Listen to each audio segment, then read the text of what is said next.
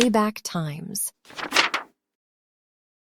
The annual report arrived on a Friday, 3 weeks after it was due, in an envelope so thick and glossy it looked less like a financial disclosure and more like a brochure for a luxury hotel. I set it on the kitchen counter when the mail came and didn't touch it until Tuesday morning, when the light was good and I had nowhere to be. That's the shape of my life now, 3 years after Piotr died. Tuesdays with nowhere to be. I made coffee, the real kind, ground from beans I buy at the Polish deli on Merchant Street, the way Piotr taught me when we were still young enough to think good coffee was a luxury. And I sat down at the kitchen table with my reading glasses and the report and the particular quality of quiet that a house holds when it has been emptied of the person who made it loud.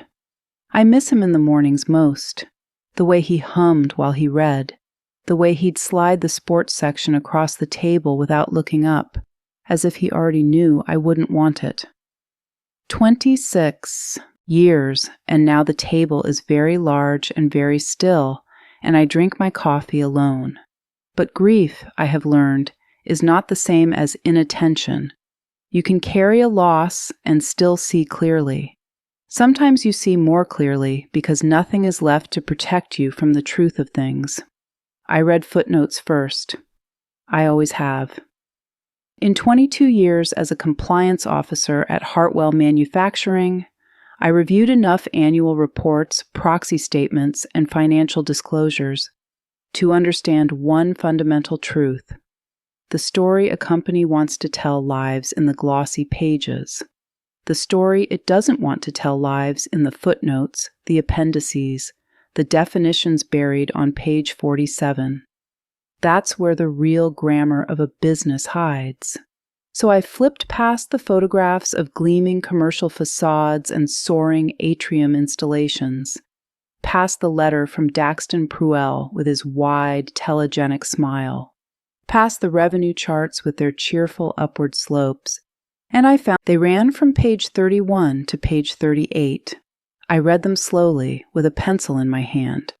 Most of it was standard. Depreciation schedules, lease obligations. A note about new fabrication equipment purchased in the third quarter. I read with the low, steady attention of someone doing familiar work, my coffee cooling at my elbow, morning light coming through the window above the sink, at the angle that always makes the kitchen feel like a painting. And then I reached footnote 14. I read it twice. Then I set my pencil down, picked up my coffee, found it cold, and set it down again. The footnote read, in the precise, unremarkable language that footnotes always use to say remarkable things. Consulting services agreement entered into with an external advisory firm in Q2 for strategic market positioning and competitive analysis. Total consideration, $340,000. Agreement terms, proprietary per confidentiality provisions. I turned back to the operating expense breakdown on page 18 and went through it line by line. Salaries and benefits, rent and facilities, materials, equipment depreciation, marketing and business development, professional fees, insurance, miscellaneous administrative. I added the figures in the professional fees line and the marketing line separately, then together. No $340,000. No portion of $340,000 that, combined with anything else, produced $340,000. Nothing that could plausibly contain a consulting agreement of that size without being labeled something other than what it was. I looked at the dates. Q2 of last year, April through June, 8 months ago. I circled footnote 14 in pencil. Not hard. I didn't press into the paper. Just a clean, deliberate circle, the way I used to mark items during document reviews when I wanted to come back to something without alarming the person sitting across the table from me. Then I opened the kitchen drawer where I keep the legal pads, pulled out a fresh one, and wrote the date at the top of the first page. Below the date, I wrote, footnote 14, $340,000. Consulting, no counterparty named, no line item match in operating expense breakdown. Report received February 4th. Due date per shareholder agreement, January 13th. I did not reach for my phone. I did not call Daxton Pruell's office. I did not email the board. I did not, in that moment, do anything except sit with what I had found and let my mind do what it had spent 2 decades training itself to do. Think before you act. Name the problem before you name the solution. Understand what you're looking at before you decide what to do about it. What I was looking at was a $340,000 expenditure that existed in the footnotes but not in the financial statements, which meant one of 3 things: an accounting error of unusual specificity, A, disclosure deliberately structured to be difficult to trace, or a payment that someone had taken considerable care to obscure. I have spent 22 years learning to tell the difference between those 3 things. The first is sloppy. The second is concerning. The third is something else entirely. I kept reading. By the time I reached the end of the report, all 46 pages, I had circled 4 more items and added 2 pages of notes to my legal pad. But it was the absence of things, not just the presence of odd ones, that settled something cold and clear in my chest.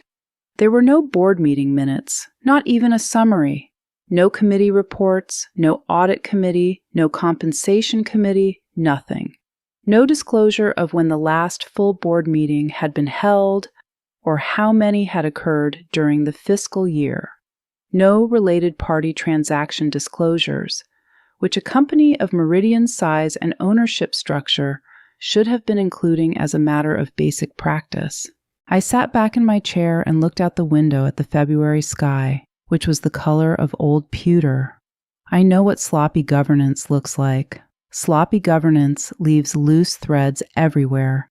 Inconsistent formatting, missing signatures, committee reports that reference decisions that don't appear in the minutes. Sloppy governance is a headache, but it's fixable. What I was looking at was not sloppy. What I was looking at was a report very carefully constructed to contain exactly as little as possible. Every omission was the same omission. There was no paper trail for how decisions were made. That's not sloppiness. That's a choice. I wrote on my legal pad, no minutes, no committee reports, no board meeting frequency disclosure, no related party transaction disclosures, not oversight failures, deliberate omissions. The board does not want its decision-making examined. And underneath that, after a moment, why not? I did not have the answer yet, but I had the question, which is always the more important thing to start with. I had met Henrik Obst twice in person, once at Piotr's firm's holiday party in 2019, and once at the funeral, where he had stood quietly at the edge of the cemetery in a good wool coat and pressed my hand and said nothing, which I appreciated more than all the words anyone else said that day. Piotr had worked with Henrik for 15 years. He trusted him the way he trusted very few people, which meant he trusted him completely. I called Henrik's office the next morning. His assistant put me through after 2 minutes, and when he picked up, his voice had the careful warmth of a man who knew why I was calling before I told him. "Renata, it's good to hear from you. How are you?" "I'm well, thank you. I have a question that might be outside your usual scope, but I suspect you'll know the answer." "Ask me anything." Meridian is a Delaware C corporation. Piotr's estate left me 12% of the equity. I'm a shareholder of record. I paused. What corporate records am I legally entitled to see? There was a brief silence, not the silence of someone who doesn't know the answer, more the silence of someone deciding how much context to provide. Can I ask what prompted the question? The annual report arrived 3 weeks late and has some features I find interesting. Interesting, he said carefully. Interesting in the way that things are interesting when you've spent 22 years in compliance and you know what the absence of certain standard disclosures tends to indicate. He was quiet for a moment. All right. I heard him settle back in his chair. Under Delaware General Corporation Law, Section 220 specifically, any stockholder of record has the right to inspect the corporation's books and records for what the statute calls a proper purpose. And proper purpose is defined how. The courts have interpreted it broadly, investigating potential mismanagement, investigating self-dealing by directors or officers, valuing your shares, communicating with other shareholders. These all qualify. The threshold isn't high, Renata. You don't have to prove wrongdoing has occurred. You just have to demonstrate a credible basis to suspect it might have. I wrote Section 220 on my legal pad. Proper purpose. Credible basis to suspect mismanagement. What records specifically?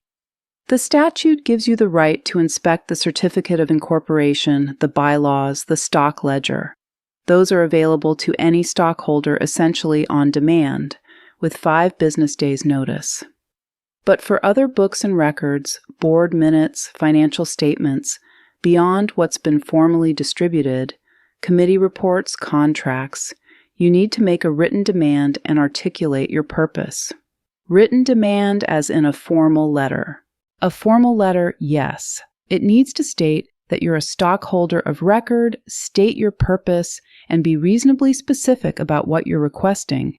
Once received, the company has 5 business days to comply or object. And if they object, then you file a summary proceeding in Delaware Court of Chancery, which courts take seriously. Section 220 demands are one of the areas where Delaware courts have historically been quite protective of shareholder rights. The burden shifts to the company to show why it should be able to withhold what you've asked for. I looked at my legal pad, at the 4 circled footnotes and 2 pages of notes and the question I'd written at the bottom. Why not? So I don't need to be on the board, I said. I don't need a majority stake. I just need to own shares of record and have a reason. That's correct. Another pause. Renata, do you want to tell me what you found? Not yet.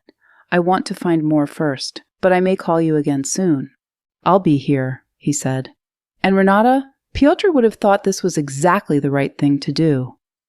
I didn't answer that. I thanked him and hung up and sat for a moment with the phone in my hand and the quiet of the house around me. He was right, I thought. Piotr built that company from nothing. From 14 years of 6 a.m. phone calls and design competitions and client dinners and project overruns and the particular obsessiveness of someone who wanted to make something real. He would have been livid. He would have been on the phone within the hour, voice raised, demanding explanations. I am not Piotr. I am quieter. And in my experience, quiet is more effective. The quarterly shareholder update call was on a Thursday at 2 o'clock. I had been on every one of these calls for 3 years and had never asked a question.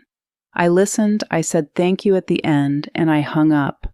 I suspect they had stopped really registering that I was there. There were 4 of us on the call. Daxton Pruell, Lorena Cade, Wendell Ferris, and me. The other 2 minority shareholders, cousins of Piotr's who had small stakes from an early investment round, had apparently stopped participating entirely. I made a note to find out when they'd last been on a call. Renata, good to have you with us as always. Daxton Pruell had the voice of a man who had once been told he should have been in politics and had never quite gotten over it. Warm, authoritative, slightly too smooth the way a surface is when it's been sanded to remove something rough underneath. Thank you, Daxton. I've been reading the annual report. Great, great. Lorena put a lot of work into this year's presentation. We're very pleased with how Q4 came in. The Harbridge Tower contract alone added significant revenue in the back half. It's a beautiful project. I had a question about footnote 14. A fraction of a pause.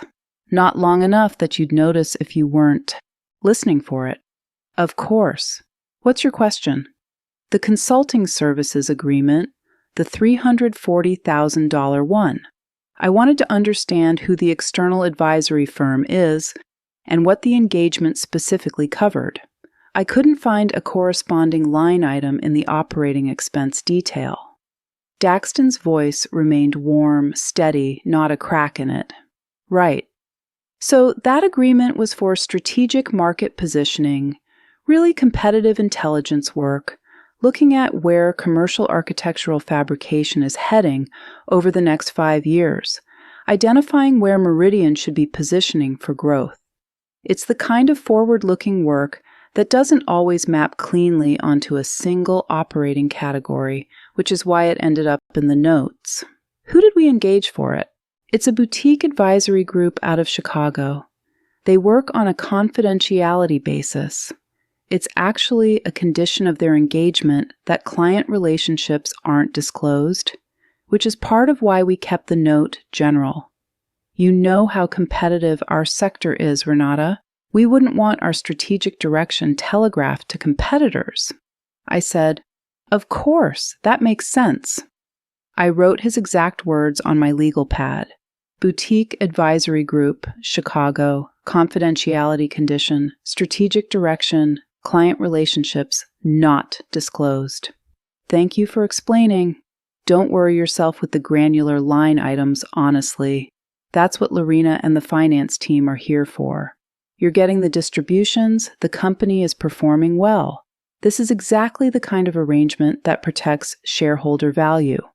Don't worry yourself with the granular line items. I wrote that down too. Verbatim. I appreciate that, I said. I'll let you all get on. Thank you for the update. I hung up before Daxton could say anything else, and I sat looking at my legal pad. Don't worry yourself. That's what they expected, wasn't it? That I would receive the annual report late, read the glossy parts, find the photographs of Piotr's company's beautiful work reassuring, and not look too carefully at the footnotes. That I would be, as I had been for 3 years, a grieving widow with dividend checks and nothing complicated in her head. What I had just watched Daxton Pruill do was deliver a non-answer with such practiced fluency that someone who wasn't paying close attention would have thought they'd received a real one. He hadn't named the firm. He hadn't explained why $340,000 didn't appear in operating expenses. He hadn't offered any documentation. He had offered me the shape of an explanation with none of the substance, and wrapped it in language designed to make me feel that asking the question at all was slightly beneath my concern. I have sat across the table from a great many Daxton Pruills in 22 years. They all sound like that, confident, smooth, slightly paternal. They all assume that the person asking the question will be satisfied with an answer that sounds like an answer but isn't one. I set my pencil down and looked out the window. The thing about spending a career in compliance is that you develop a very precise sense of when a company is hiding something and when it's merely disorganized. Disorganized companies have a chaotic quality, too much information in the wrong places, contradictory disclosures, honest mistakes that point in multiple directions. Companies that are hiding something have a different texture. They're too smooth.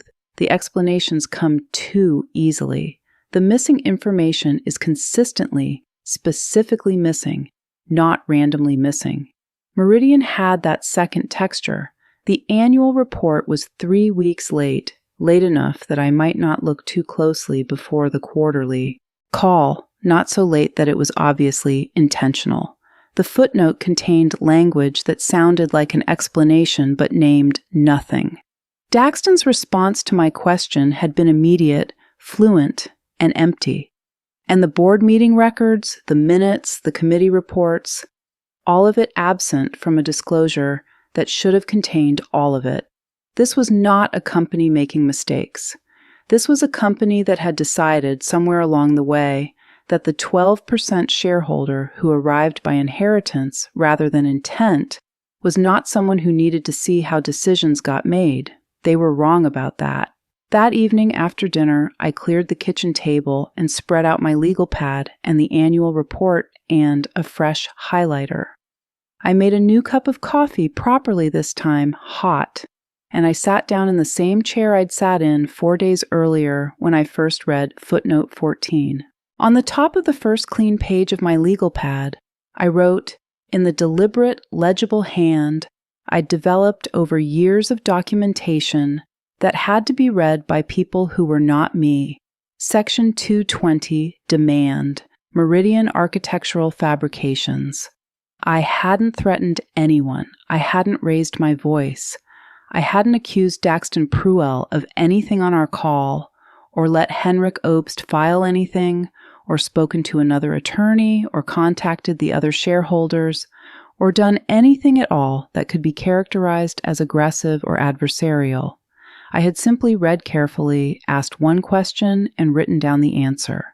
And what I had now, sitting in my kitchen, with my cooling coffee and my legal pad and 22 years of compliance muscle memory fully quietly awake, was this: a credible basis to suspect mismanagement, a company with a $340,000 expenditure that had no traceable counterparty, a board that had produced an annual report with no minutes, no committee disclosures, no decision-making record of any kind, a chief executive who had responded to a direct question with language specifically crafted to foreclose further questions, and a statute that said, you don't need to be on the board, you don't need a majority, you just need to be a shareholder of record, you just need to have a reason, you just need to ask correctly. I have been asking questions correctly for 22 years. I uncapped the highlighter and turned back to footnote 14. The most dangerous thing that could happen to Daxton Pruell had already happened. He just didn't know it yet.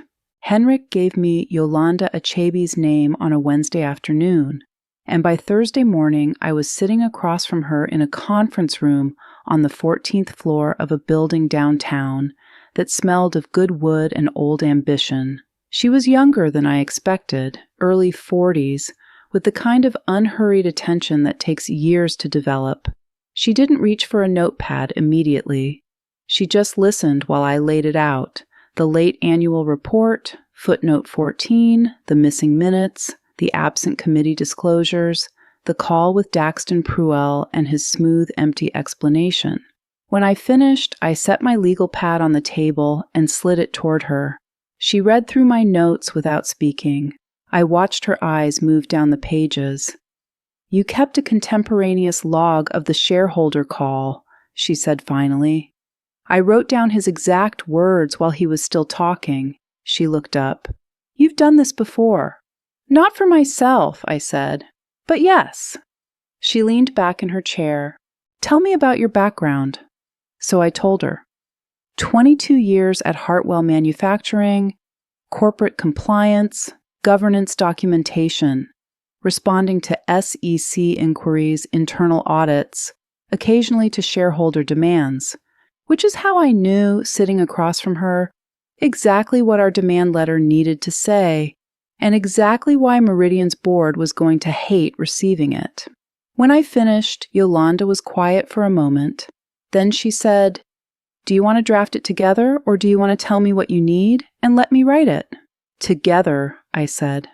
I want to understand every line. We spent 2 hours on it. The letter was addressed to Meridian Architectural Fabrications registered agent in Wilmington, Delaware, as Section 220 requires.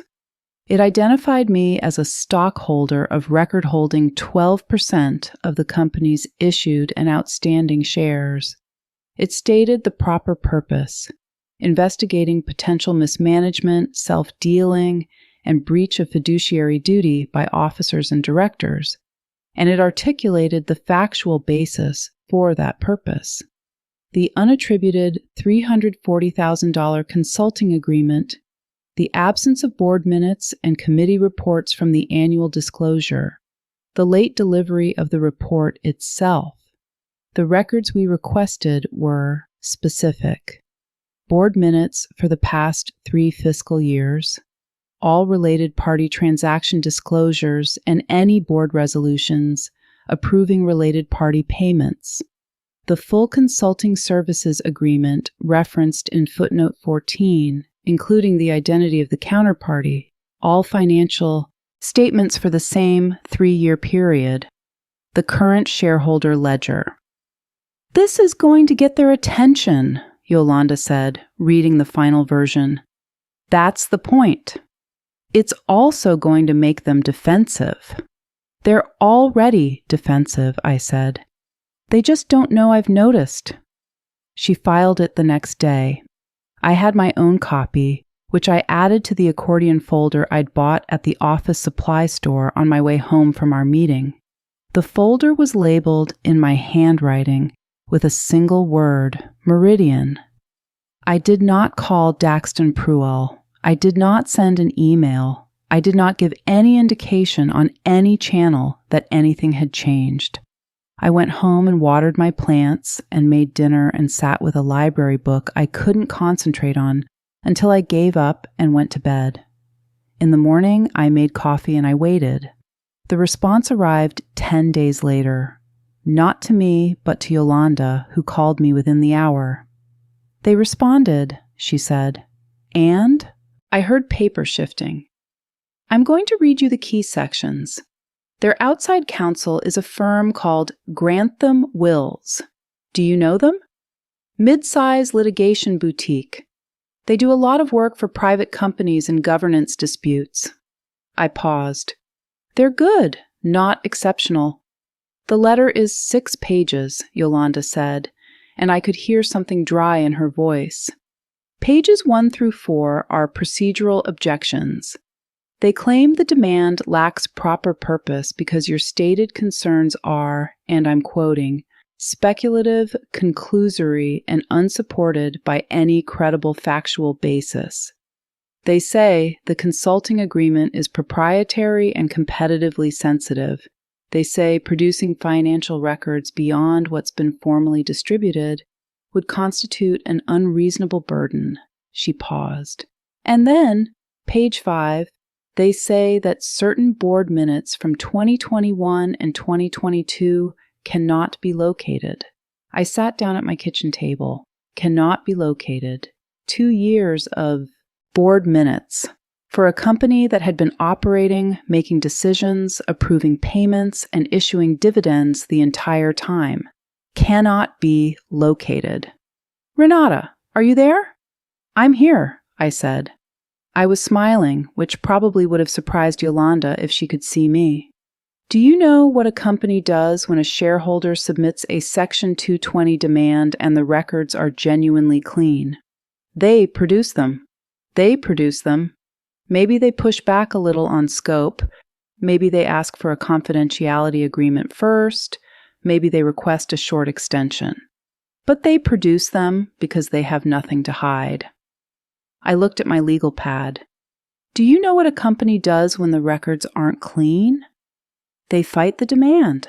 They fight the demand. They raise procedural objections. They claim competitive sensitivity. They say the requester hasn't established proper purpose, even when the statute standard is as low as credible basis. And sometimes," I underlined the phrase I'd written, "cannot be located. They discover that certain documents have gone missing." Yolanda was quiet for a moment. "I've seen stone walls before, but the missing minutes are interesting. They're specific. 2021 and 2022, not 2023, which means they know exactly which years contain the decisions they most want hidden." I turned to a fresh page on my legal pad. "What's our next step?" "We file in Chancery," she said. "Section 220 gives us the right to petition the court to compel inspection when the company refuses or fails to respond properly. Delaware Court of Chancery takes these cases seriously. It's their domain, and they've historically been protective of shareholder inspection rights." She paused. "I can have the petition ready by Monday." "Make it clean," I said. Every failure documented, every date, every missing element.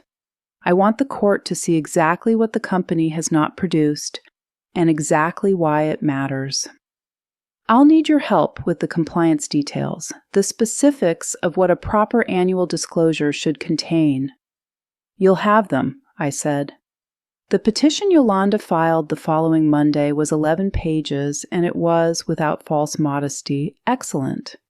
It documented the late annual report, the missing footnote counterparty, the absence of board meeting records from the annual disclosure, the specific deficiencies in Meridian's response, and the significance of the 2021 through 2022 minutes being described as not locatable rather than non-existent. A distinction Yolanda noted in the filing that was itself suggestive. I read it twice on my laptop at the kitchen table, the same table where I'd first opened footnote 14 with my reading glasses and a pencil and a cup of coffee gone cold. And I thought, Piotr, you would have hated every minute of this. He built things. He didn't like the mechanics of protecting what he'd built, which is how people like Daxton Pruell get comfortable in the first place. But I am very good at the mechanics. Delaware Court of Chancery granted the preliminary order 11 days after the petition was filed. Meridian had 21 days to produce the requested records. Yolanda called me with the news on a Friday afternoon. Grantham Wills phoned an hour after the order came through, she said. They're offering to provide a summary of relevant board actions in lieu of the actual minutes. No, that's what I said. They pushed a little, said the summary would be comprehensive and professionally prepared. A summary is their version of events.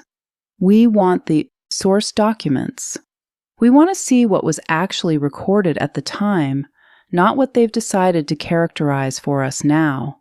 They seemed to expect that answer. They said they'd need the full 21 days. They can have them, I said. I've waited 3 years. I can wait 3 more weeks. The records arrived on a Thursday, a physical delivery, 2 banker's boxes sent to Yolanda's office, along with a digital production on a thumb drive. Yolanda called me Thursday evening, and we agreed to meet Saturday morning. She'd ordered breakfast from the deli around the corner. I told her I'd bring coffee. I arrived at 8:15 with a thermos and my legal pad. Yolanda was already at the conference table, the 2 bankers' boxes open, stacks of documents sorted into rough categories. There was a 3rd chair pulled up beside hers, which I took. I've done a preliminary review, she said. I want your eyes on the same documents. You're going to see things I won't. Let's start. With the minutes, I said. She slid a stack across the table. I put on my reading glasses. Proper board minutes have a particular shape. I have read thousands of them, written dozens, and reviewed them closely enough that I know within 30 seconds whether a set of minutes was produced by a company that understands governance or one that is simply going through motions. What you're looking for is basic but essential. The date and location of the meeting, a record of who attended and in what capacity, confirmation that a quorum was present, a list of matters taken up, the specific motions made and by whom, the vote recorded by name, and, critically, any disclosures made before a vote, particularly conflict of interest disclosures. That last item is not optional. It is not a courtesy. When a board member has a personal financial interest in a transaction the board is being asked to approve, they are legally required to disclose that interest and, in most cases, to recuse themselves from the vote. This is not an arcane rule. It is the foundation of fiduciary duty, the idea that a person entrusted with responsibility over other people's money cannot use that position to enrich themselves. Meridian's minutes, the ones that existed, were the worst kind of bad documentation. They had enough structure to look like real minutes, but not enough substance to function as them. Meeting dates were recorded. Attendee lists existed, though they were incomplete in ways I noted carefully. And then, in the middle of the second folder, I found the approval records for the consulting services agreement. I read the entry 3 times before I said anything. "Yolanda," I said, "look at this."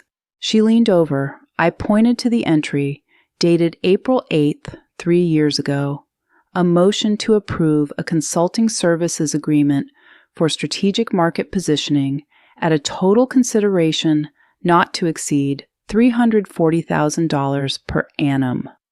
Motion made by Daxton Pruell, seconded by Lorena Cade. Vote recorded, Pruell aye, Cade aye, Ferris aye. Ferris voted, Yolanda said. Ferris voted. I set the page down. Now look at this. I pulled the consulting agreement from the second stack. It had arrived in the digital production, a PDF that ran to 14 pages, of which approximately 3 contained anything substantive. I turned to page 1 and pointed to the signature block. The counterparty to the agreement was Ferris Strategic Group, LLC. Yolanda read it. She set her coffee down. The board chair approved a contract with his own company. With no conflict of interest disclosure anywhere in the minutes, I said. No recusal, no notation that Ferris identified a personal interest, no independent committee review, no competitive bidding record. I turned to the next entry in the minutes folder, a payment approval from the following year. He did it again in 2022, and again last year. That's the one I haven't found yet in the production. But based on the financial pattern, I expect it's there. Walk me through what proper process would have looked like, Yolanda said. She was watching me with the focused attention of someone filing information for later use. When a board member has a material financial interest in a transaction, they are required to disclose that interest to the full board before any discussion or vote, I said. Not after, before.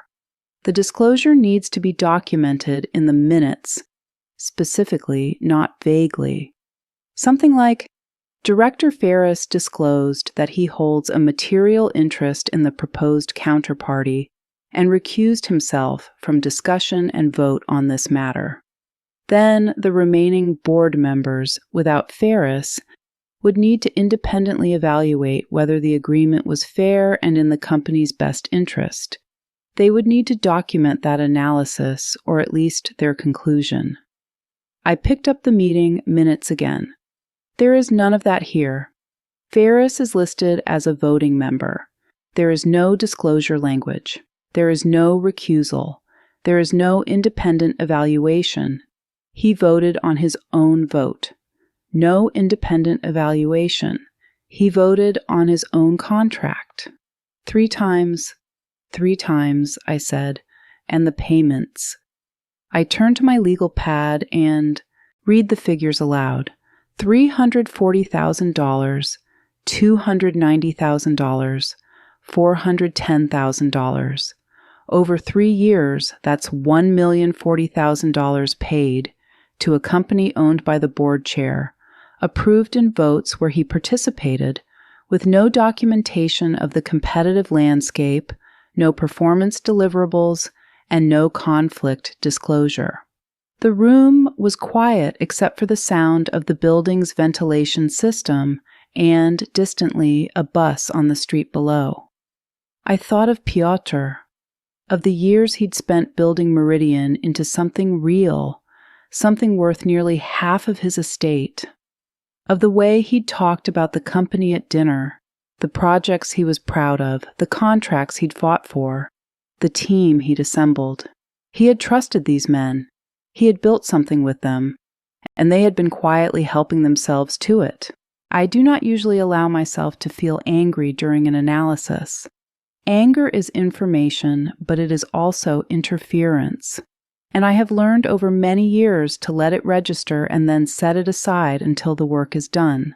But sitting at Yolanda's conference table on a Saturday morning with $1 million of self-dealing spread across the table in front of me, I felt something cold and very certain settle in my chest.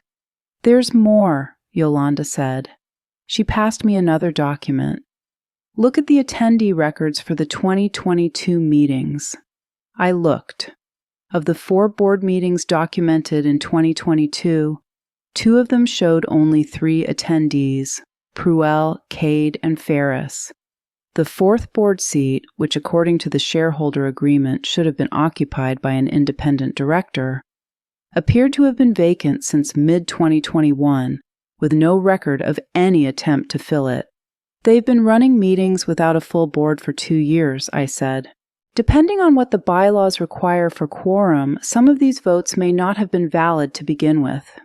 "The bylaws are in the production," Yolanda said. I looked. Quorum requires a majority of the seated directors. If they're treating the vacant seat as not counting toward the total, they may have a technical argument. But the conflict of interest issue is separate from quorum. That doesn't go away. "No," I said.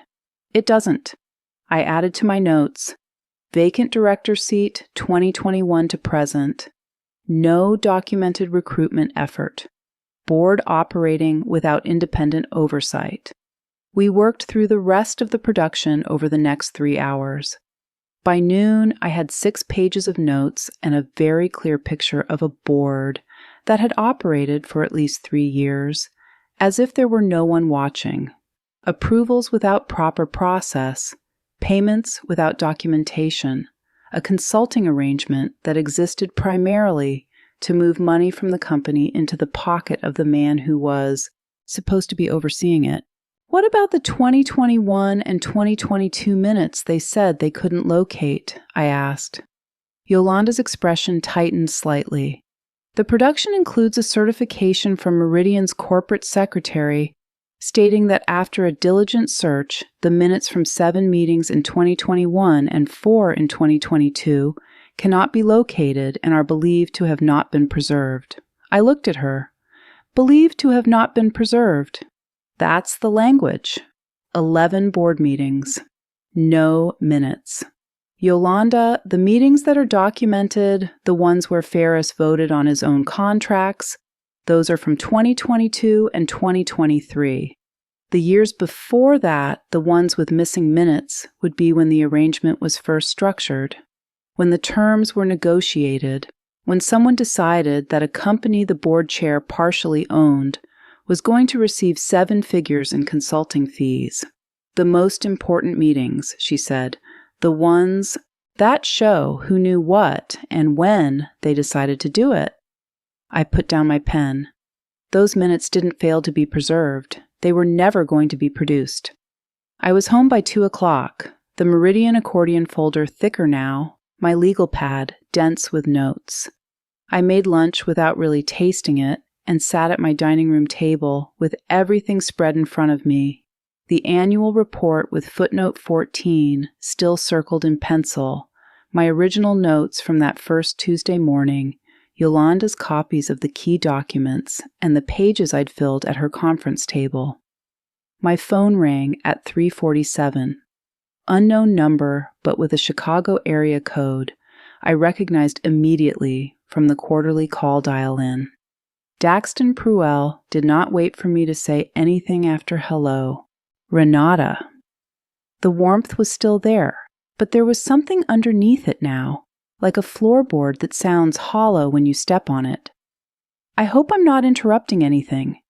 I wanted to reach out personally because I think we may have gotten off on the wrong foot with some of the legal back and forth, and I'd like to get ahead of that. I did not say, 'You are calling me directly while we are in active litigation.' I did not say, 'Your attorney is going to be furious with you.' I said, 'Of course. I appreciate the call.'" "The board has been doing some strategic thinking," he said, "and I wanted you to hear it from me rather than through a formal notice. We're looking at a restructuring that would bring in some new operational equity, a partner who's been critical to our growth in the Pacific Northwest. We'd be issuing new shares as part of that arrangement." I picked up my pen. "New shares," I said. "Right. It would dilute existing equity positions somewhat, obviously, but the board believes the operational value more than compensates for that. And because we think you may have concerns given your recent inquiries, we want to offer you the opportunity to sell your shares back to the company at fair value before the restructuring is finalized. We'd use an independent appraisal, third party, everything above board. A pause, the carefully weighted pause of a man who thinks he is being very clever. It might be a cleaner outcome for everyone. I thought about what he did not know. That Yolanda and I had spent 6 hours that morning reading the records his company had fought for weeks to keep from me.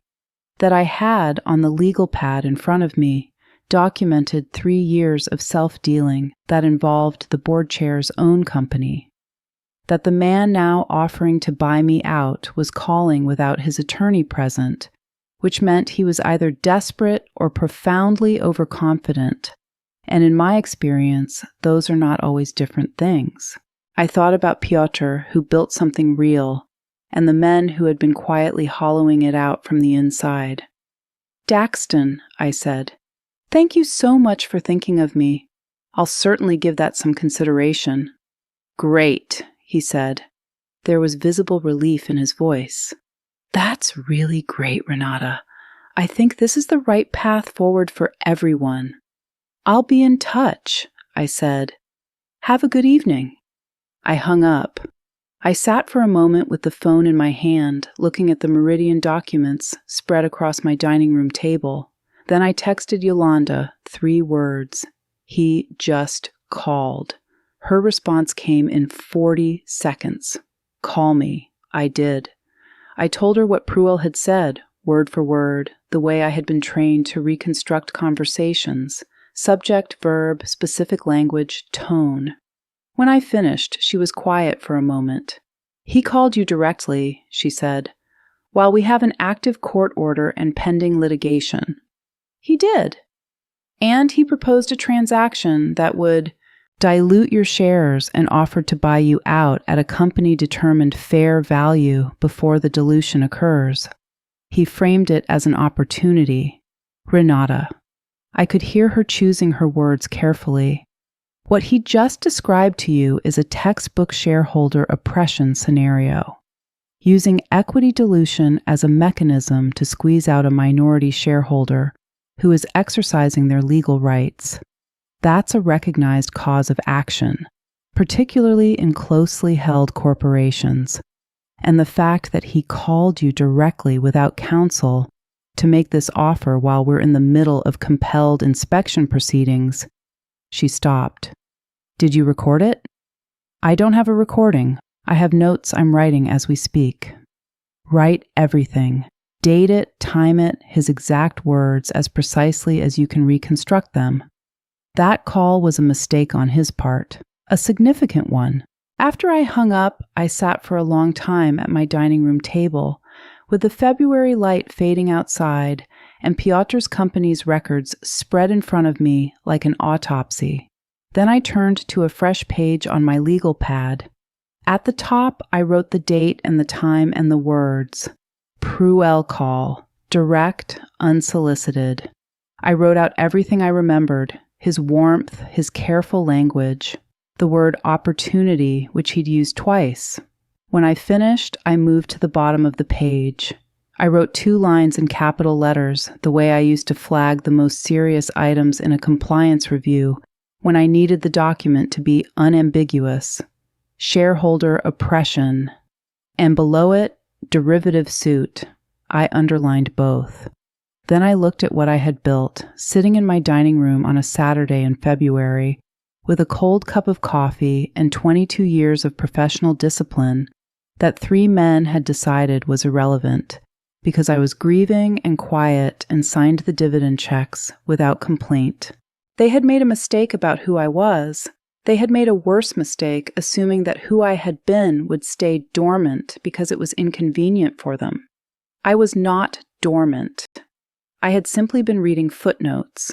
The demand for a special meeting went out on a Monday, signed by Yolanda and accompanied by a legal memorandum that cited Delaware General Corporation Law Section 211 with the same quiet precision we had brought to everything else. A holder of 10% or more of shares entitled to vote may demand a special meeting of stockholders. I held 12%. The board had 30 days to comply, or we would petition the court to compel one. They complied in 18 days. I suspected Grantham Wills had advised them that fighting the meeting itself on top of everything else would only produce more unfavorable optics in Chancery. The meeting was set for a Thursday morning in March at 9 o'clock in Meridian's own conference room. I had been in that building twice before. Once when Piotr gave me a tour shortly after the company moved to its current offices, proud of the exposed brick and the drafting tables and the way the light came through the north-facing windows, and once for his memorial gathering, when the same space was full of people holding glasses of wine and talking about what he had built. Both times I had been a visitor. This time I arrived with a team. Yolanda was beside me, carrying a structured leather briefcase and wearing the expression of someone who has done this before and found it clarifying. Dr. Priya Subramaniam walked on my other side. She was 60, compact and precise, with reading glasses on a lanyard and a forensic accountant's particular quality of calm, which is different from a lawyer's calm. Lawyers are calm because they know the argument. Forensic accountants are calm because they know the numbers, and numbers do not change their minds under pressure. Priya had been working with the Meridian records for 3 weeks. What she had reconstructed from the partial production, the consulting agreements, the available bank reconciliations, and the financial statements was documented in a 47-page preliminary report whose cover sheet listed in order her name, her credentials, her firm, and the subject, Forensic Analysis of Consulting Fee Payments, Meridian Architectural Fabrications, and Ferris Strategic Group, LLC, fiscal years 2021 through 2023. We had served the full packet on the board and their counsel 5 days before the meeting. The packet contained Priya's report, the Section 220 findings Yolanda had organized into a formal summary, a breach of fiduciary duty claim against Wendell Ferris, a derivative suit complaint naming Daxton Pruell and Lorena Cade as co-defendants for their failure to supervise the self-dealing they had voted to enable, and a demand for the immediate appointment of an independent director and a full forensic audit. I had also written in a separate cover letter a single paragraph addressed to the board as a whole. It said that I looked forward to a productive meeting and that I hoped we could resolve these matters without further court involvement. It was signed, as all my correspondence had been since February, Renata Szymanska-Voss, shareholder of record. The receptionist took our names and walked us back without making eye contact. The conference room door was already open. Daxton Pruell was standing at the window when we entered. Lorena Cade was seated at the far end of the conference table, her hands folded, her face arranged in an expression of careful neutrality. 2 attorneys from Grantham Wills sat along the side of the table with legal pads, and the posture of men who had been briefed extensively and were prepared to object to things. Wendell Ferris was in the chair at the head of the table, which I noted. He had chosen the power position, which told me something about where he believed he still was in this situation. Daxton turned when we came in. His face did the thing faces do when they are trying to maintain an expression while processing a surprise. It held the shape of pleasantness while something shifted underneath. He looked at Yolanda, whom he had been dealing with through counsel for weeks. He looked at me. Then his eyes went to Priya and to the name on the report cover she was setting on the table, and I watched him read it and understand what a forensic accountant at this meeting meant. There it was, the calculation happening behind his eyes. The addition of what he was looking at, not a grieving widow with a lawyer, but a forensic accountant who had spent 3 weeks with his company's financial records, to what he already knew was in the packet they had received 5 days ago. I had waited a long time for that look, not for the satisfaction of it exactly, more for the confirmation of something I had known since February. They had believed, completely and comfortably, that I would not get here. Renata. Daxton's voice was careful now. The warmth was still there by habit, but the ease underneath it was gone. Thank you for coming in. Thank you for hosting us, I said, and took the seat across from Lorena Cade. We got through the procedural opening. Yolanda confirmed the meeting had been properly noticed. The Grantham Wills attorneys confirmed on their end. We established a record of attendance. Then Yolanda said, Ms. Szymanska-Voss would like to present. I had 11 minutes of prepared remarks. I had timed them at home at my kitchen table twice. I did not want to be a moment longer than necessary. In a room like this one, precision communicates more authority than volume. I set my own copy of the packet on the table in front of me and opened to the first tab. I want to begin by acknowledging something, I said. I have been a shareholder in this company for 3 years, and in that time I have attended every quarterly call, received every distribution, and asked almost nothing of this board. My silence during that period was not an absence of attention. It was the accumulation of attention. I looked up from my notes around the table. I read footnote 14 in February. I want to tell you what I found when I started looking. I walked them through it. Not dramatically. I have no taste for drama in professional settings, and this was fundamentally a professional setting. I spoke the way I had learned to speak in 22 years of compliance presentations, clearly, specifically, in sequence. The $340,000 consulting agreement with no identifiable counterparty in the annual report, the missing board minutes for 11 meetings in 2021 and 2022, the Section 220 demand, the Stonewall response, the court order. The records that were finally produced and what those records showed. 3 years of payments totaling $1,040,000 to Ferris Strategic Group, LLC, approved in meetings where Wendell Ferris voted on his own company's contract with no conflict of interest disclosure anywhere in the record. At the mention of Ferris Strategic Group, Wendell Ferris shifted in his chair at the head of the table. I did not look at him. A board member who has a personal financial interest in a transaction being considered by the board is required to disclose that interest before discussion begins, I said. The disclosure must appear in the minutes. The interested director must recuse himself from the vote. The remaining directors must evaluate the transaction independently and document their analysis. None of this occurred. I turned a page.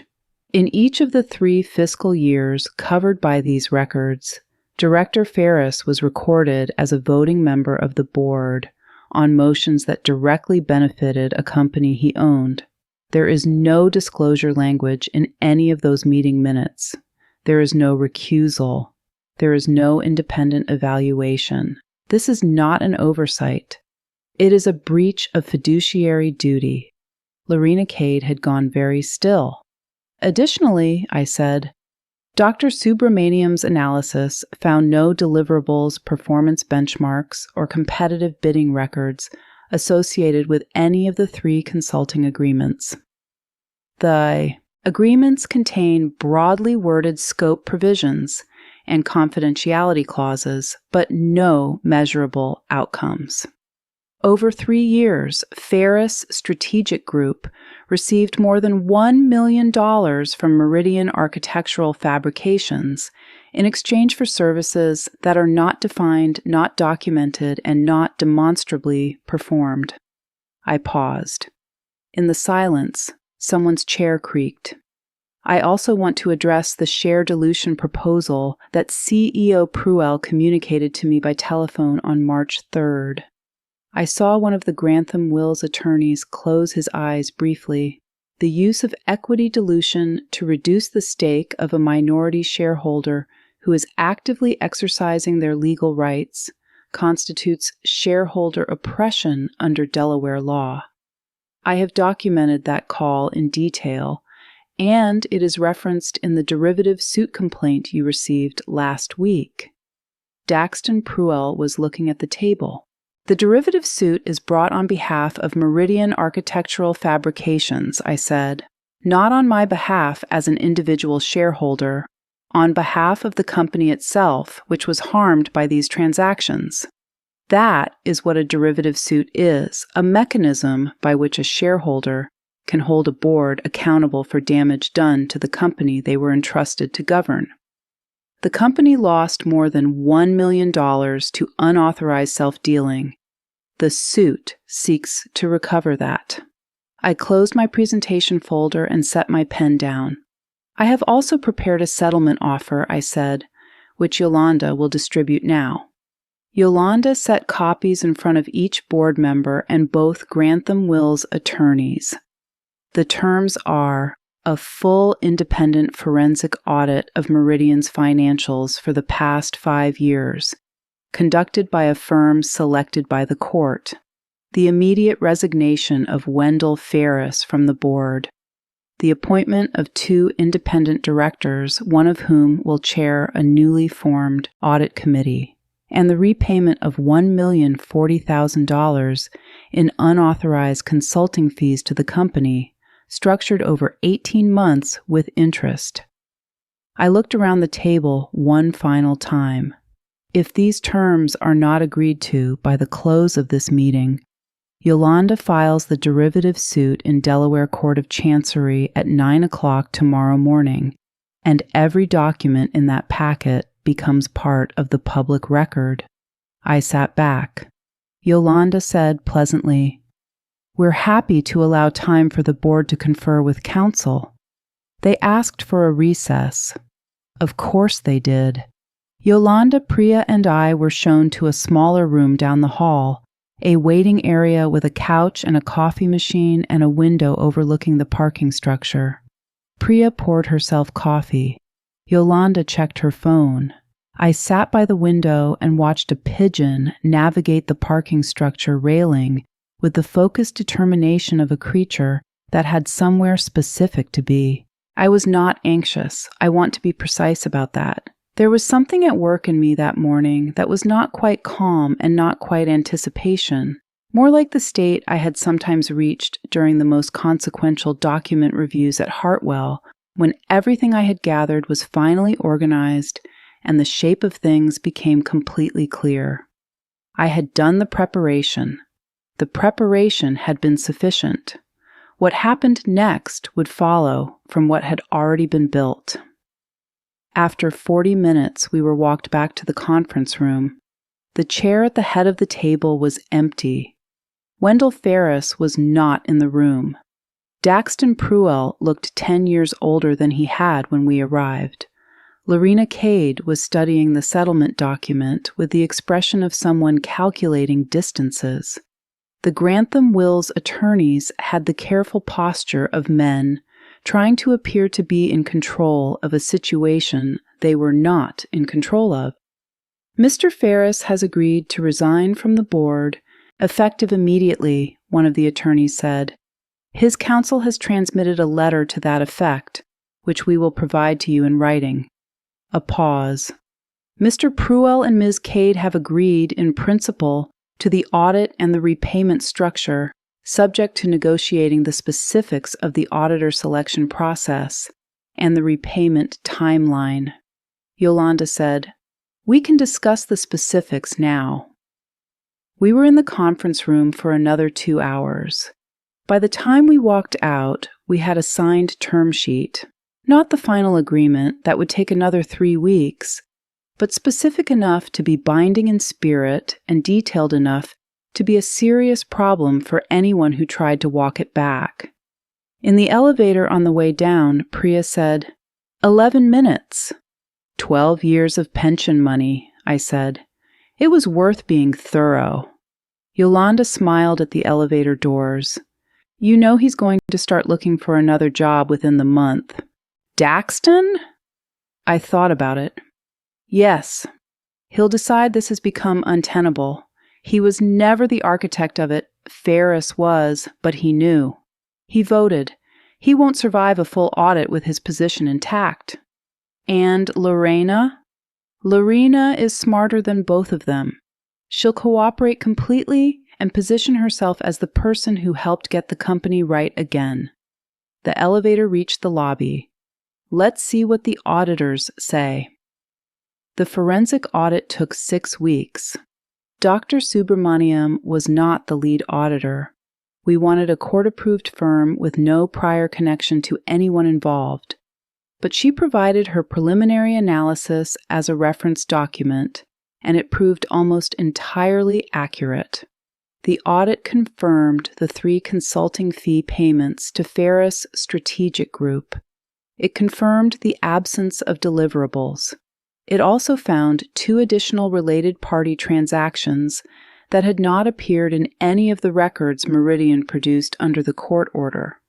A $180,000 equipment lease in 2021 with a company in which Ferris held a minority stake, and a $95,000 referral fee paid to an entity registered to an address that turned out to be Wendell Ferris's home in Lake Forest. The missing 2021 and 2022 minutes in the auditor's formal opinion showed evidence consistent with intentional non-preservation.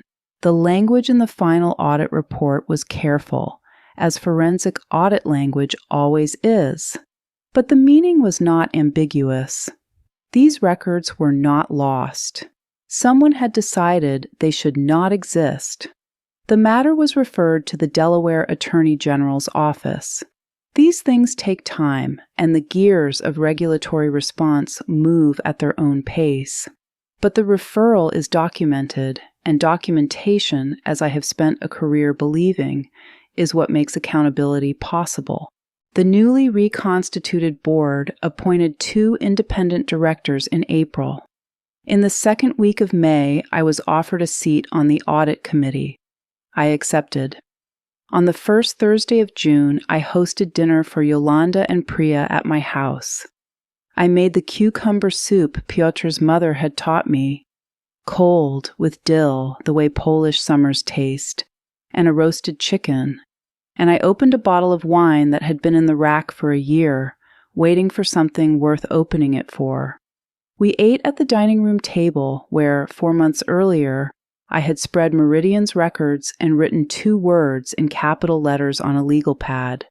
The table was set properly now with cloth napkins and the good glasses, and the spring evening was coming through the open window, carrying the smell of the garden that was finally, belatedly, waking up. Priya said, at some point between the soup and the chicken, "Can I ask you something?" "Of course." "Why did you wait? You had the expertise from the beginning. If you'd looked at those annual reports 3 years ago." "I did look," I said. Not as carefully. I was grieving. I picked up my wine glass. And I think there was also a part of me that did not want to find what I found. Piotr chose those men. He built the company with them. For a while, it was easier to believe that the glossy report was the whole story. What changed? Footnote 14. I set the glass down. The numbers didn't add up, and once I saw that, I couldn't unsee it. I don't have the ability to unknow things. I never have. I thought about this. So the question stopped being whether to look and became how to look, and that I know how to do. Yolanda said, "You weren't waiting, though." "Not really. The 6 months from when you found the footnote to when we walked into that conference room, that wasn't waiting." "No," I said. "That was preparation. There's a difference." I refilled her glass. "This is what compliance work teaches you eventually. The process is not the obstacle between you and the answer. The process is the tool you use to get there. The Section 220 demand is a tool. The court petition is a tool. The forensic accountant is a tool. You pick them up in the right order, you use them correctly, and the structure of what happened becomes visible." I paused. If I had called Daxton Pruell in February and said, "I know something is wrong," he would have been warm and dismissive on the phone and nothing would have changed. By the time I called anyone, I had the footnote, the missing disclosures, the legal basis, and a contemporaneous log of his exact words. That is a different conversation. Priya said, "And now you're on the audit committee, which means the next person who wants to pay themselves $1 million in undisclosed consulting fees will have to find a different company to do it in." We finished the bottle and started another, and the evening went the way good evenings go, when the people around the table have been through something together and are glad to be on the other side of it. They left a little after 10. I stood in the door and watched Yolanda's car pull away, then went back inside and cleaned up slowly, the way I do when I'm not in a hurry to be finished. And the house was quiet in the good way it sometimes is now. Not empty exactly, just mine. 6 months later, on a Tuesday morning in September, I sat at my kitchen table with my reading glasses and a cup of coffee and the quarterly board minutes, which had arrived the day before, on time, in a plain white envelope. They were 11 pages. Page 1 had a conflict of interest register, a form I had helped design, which required each director to disclose any material interest in any matter on the agenda before discussion began. Pages 3 through 11 documented in plain and specific language every motion brought before the board, the name of every director who moved and seconded, and the recorded vote on each item. I read through them once, then I set them on the table and took off my glasses. Outside the window, my garden was doing the late September thing it always does. The asters coming in, the black-eyed Susans holding on past their time, the whole thing slightly past its peak and still, somehow, more beautiful for it. Piotr used to say I was a better gardener than I thought I was. He said I had patience and I didn't trust it. He was right, as he often was. The numbers this time added up, all of them. I had checked. Piotr built something. It was still standing. Now it was honest, and that, as it turned out, was exactly enough.